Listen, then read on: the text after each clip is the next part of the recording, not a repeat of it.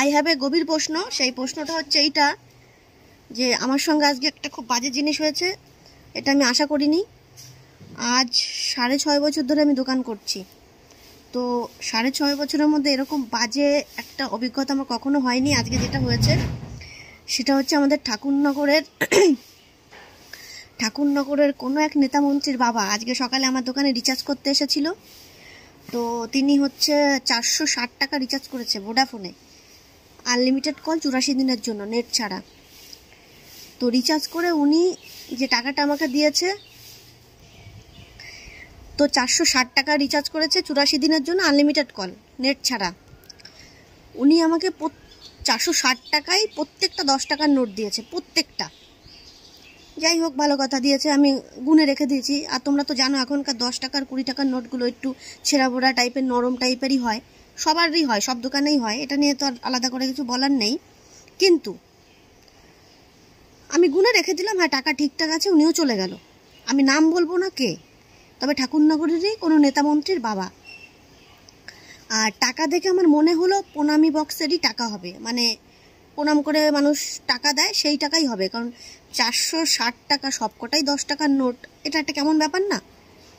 যাই হোক, এটা নিয়ে আর কি বলবো, হতেই পারে, সে যেখানকারই টাকা হোক না কেন, সেটা আমার দেখার বিষয় নয়। তবে 460 টাকায় 10 টাকা, মানে প্রত্যেকটা 10 টাকার নোট। ভালো কথা, আমি গুনে টুনে রেখে দিয়েছি। তারপরে একজন কাস্টমার এসছে, তাকে রিচার্জ করে দেওয়ার পরে আমি 10 টাকা ফেরত দিয়েছি।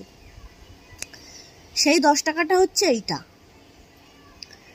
সে চলে গেল, আমি দেখলাম চলে গেল। 2 মিনিটের মধ্যে রিটার্ন করে বলছে, তুমি আমাকে কি টাকা দিয়েছো? আমি বললাম কেন? বলছে এই যে এই টাকাটা তো জাল টাকা। আর আমি ওনাকে টাকাটা দিয়েছি হচ্ছে ওই 460 টাকার মধ্যে থেকে একটা। এবার তোমরা কোশ্চেন করতেই পারো যে ওই টাকাটাই তুমি কি করে বুঝলে? কারণ উনি আমাকে গার্ডার মেরেই টাকাটা দিয়েছিল, আর আমি ওইভাবেই রেখে দিয়েছিলাম টাকাটা। আমি ওখান থেকেই প্রথম যে মানে গার্ডার খুলে যে প্রথম যে নোটটা ছিল সেটাই আমি ওনাকে দিয়েছি। এবার ভাগ্যক্রমে প্রথম নোটটাই ছিল এইটা, যেটা আমার চোখে পড়েনি। আর 460 টাকা, 460 টাকায় 10 টাকার, প্রত্যেকটা এরকম 10 টাকার নোট। আমি এতটা বুঝতেও পারিনি। আর সব নোটে একটু ছেঁড়াবোড়া হাদাবোদা টাইপের ছিল, অতটার খেয়াল করিনি, কারণ প্রত্যেকটা নোটেরই হালাত খারাপ। এইবার ওই কাকুটা এসে বলছে এটা জাল টাকা। এইবার আমি তখন ভালো করে দেখি, তাই তো এ তো সেই লটারিতে সেই টাকা দিত আগে সেরকম, বা এরকম টাকা নকল টাকা বিক্রি হয় বাচ্চাদের খেলার জন্য, এটা হচ্ছে সেই টাকা। আর একটা 10 টাকার নোট এনে দেখলাম, এই নোটটা ওই নোটের থেকে একটু বড় সাইডে, আবার লম্বাতেও একটুখানি ছোট আছে, সামান্য একটু ছোট, লম্বা চওড়াতে, আর লম্বাতে এইটুকু বড়। এই নোটটা বড়, ওইটা অরিজিনালটা ছোট, এই ডুপ্লিকেটটা বড়। আর পুরনো যে 10 টাকার নোট ছিল সেটার সঙ্গে এটা আবার মাপে ঠিক আছে। এবার আমাকে যে টাকাটা দিয়েছিল তার মধ্যে পুরনো নোট নতুন নোট সবই ছিল, যার জন্য আমার চোখে পড়েনি। আর এই নোটটার সাইজটাই পুরনো নোটের বরাবর ঠিকঠাক। তো কথা হচ্ছে, এটা কে করলি রে ভাই? দেখো, আমি বলবো না যে ওই লোকটা ইচ্ছাকৃতভাবে আমাকে এই 10 টাকাটা ডুপ্লিকেট দিয়েছে বা জাল দিয়েছে, কারণ কোটি কোটি টাকার মালিক তারা। আমার মনে হয় না 10 টাকার জাল নোট ইচ্ছাকৃতভাবে দিয়ে সে বিরাট কিছু করবে। আর এই 10 টাকা যে আমার লস হলো, এটাতেও আমি একেবারে মানে হয়ে যাব। হ্যাঁ, আমি ফকিরনি, এটা আমি মানি। আমি যে একটা ফকিরনি সেটা আমি 100 বুকে হাত দিয়ে মানি। কিন্তু কথা হচ্ছে যে এই 10টা টাকা তার মানে কেউ প্রণামী বক্সে দিয়েছে। এখন প্রণামী বক্সে যে দিয়েছে সে কি আদৌ জেনে দিয়েছে না না জেনে দিয়েছে, কোশ্চেন আমার এটাই। যে ঠাকুরের কাছে প্রণামী বক্সে এই টাকাটা কেউ তো একজন দিয়েছে, তাহলে সে কি জেনে দিল না না জেনে দিয়েছে? কে করলি রে ভাই এই কাজটা? ঠাকুররা দিলি, তুই 1 টাকা পারবি 1 টাকা দে। 10 টাকা দিতে ঠাকুর বলেনি কোনোদিন আমাকে 10 টাকাই দিতে হবে।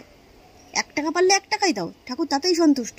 কিন্তু এই প্রণামী বক্সে এই জাল নোটটা কে দিল, এটা আমার গভীর প্রশ্ন। আর এই যে আমাকে দিয়ে গেল নেতা মন্ত্রীর বাবা, আমি নাম বলবো না, নাম বলাটা ঠিকও হবে না, তাই আমি নামটা বলবো না। তার দোষ না আমি বলবো, কারণ সে হয়তো বুঝতে পারেনি। কারণ কেউই 10 টাকার নোট ইচ্ছাকৃতভাবে জাল কোনো কাউকেই দেবে না। বড় অ্যামাউন্টের হয় তাও ভাবা যায় যে না দিতে পারে, কিন্তু এই যে নকল টাকাটা 10 টাকা, এটা ইচ্ছাকৃতভাবে কেউ করবে না। এইবার প্রশ্ন হচ্ছে, আমি যে 460 টাকা রিচার্জ করেছিলাম তাতে আমার লাভ হয়েছে হচ্ছে 100 টাকায় 3 টাকা করে, তার মানে 3 4 12 টাকা ধরো সামথিং, 14 টাকাই ধরো লাভ হয়েছে, তার মধ্যে 10 টাকার জাল, তাহলে আমার লাভ হলো 4 টাকা। তো এই যে সেই জাল নোটটা আমি যেটা যত্ন সহকারে আমার কাছে রেখে দিয়েছি ভিডিও করব বলে, এটা এরপরেও আমার কাছেই থাক, ঘরেই রেখে দেবো। আর আমি যে যাকে দিয়েছিলাম বিশ্বাস করো আমিও জানতাম না যে এটা জাল নোট, আর আমি অতটা খেয়ালও করিনি। একবার যদি একটা দুটো নোট দিত তাহলে হয়তো আমি বুঝতে পারতাম হাতে নিয়ে, কিন্তু 460টা 10 টাকার নোটের মধ্যে মানে 46টা 10 টাকার নোটের মধ্যে এই একটা জাল নোট আমি বুঝতে পারিনি। আমি আবার আরেকজনকে দিয়েছি, সে বুঝতে পেরেছে, যেহেতু তাকে আমি সিঙ্গেলে এই একটা নোটই দিয়েছিলাম, যার জন্য সে হাতে নিয়ে একটুখানি দূরে গিয়ে বুঝতে পেরেছে। সে রিটার্ন করে আবার এসে আমাকে বললো, আমি তাকে চেঞ্জ করে দিয়েছি। বাট এই যে সেই 10 টাকার নোটটা, হতভাগা 10 টাকার নোট, যেটা আমি বুঝতে পারিনি, আজকে আমার সাথে এই ইনসিডেন্টটাই হয়েছে। এটাই হচ্ছে আমার গভীর প্রশ্ন ছিল আজকের, যে এই কাজটা কে করলো, পুনামি বক্সে এই টাকাটা কে রাখলো। ঠিক আছে, তো টাটা বাই বাই। আজকে কপালটা আমার খুব ভালো, টাকাটা প্রণাম করেই রেখে দিই। টাকা তো জাল হোক আর যা হোক পকেটেই থাক আমার, এটার ক্যাশ বাক্সে রাখা যাবে না, এটা আমার পকেটের মধ্যেই থাক, অন্য কোথাও রেখে দেবো। তো গাইস, সবাই টাকা পয়সা সাবধানে দেখে শুনে রাখবে। আমার এই 6.5 বছর দোকান খোলার মধ্যে আমি কোনো দিনও আজ পর্যন্ত আমি জাল নোট আমার হাতে অন্তত পড়েনি। আমি এমনি টাকা পয়সা একটু কম বুঝি, তারপরেও পড়েনি কখনো। এই আজকেই প্রথম যে 10 টাকার একটা জাল নোট এইভাবে ঢুকে গেছে আমার দোকানে। তো সবাই সাবধানে টাকা পয়সা গুনে রাখবে। যেই হোক না কেন, যত বড় কাছের লোক, আত্মীয় স্বজন যাই হোক, টাকা দিলে অবশ্যই সেটা গুনে এবং দেখে চেক করে নেবে। কারণ টাকা পয়সার ব্যাপার, টাকা পয়সার জন্যই ভাই ভাইকে খুন করে, বর বউকে খুন করে, বউ বরকে খুন করে। সংসারে এই পৃথিবীতে যা কিছু দেখছো না, সব কিন্তু টাকার জন্য। ঠিক আছে, রিলেশন নষ্ট হয় টাকার জন্য, ছেলে মাকে খুন করে, তারপরে বৌমা শাশুড়িকে বা শ্বশুরকে খুন করে, মানে যা কিছু এই পৃথিবীতে আছে সবই কিন্তু এই টাকার জন্য।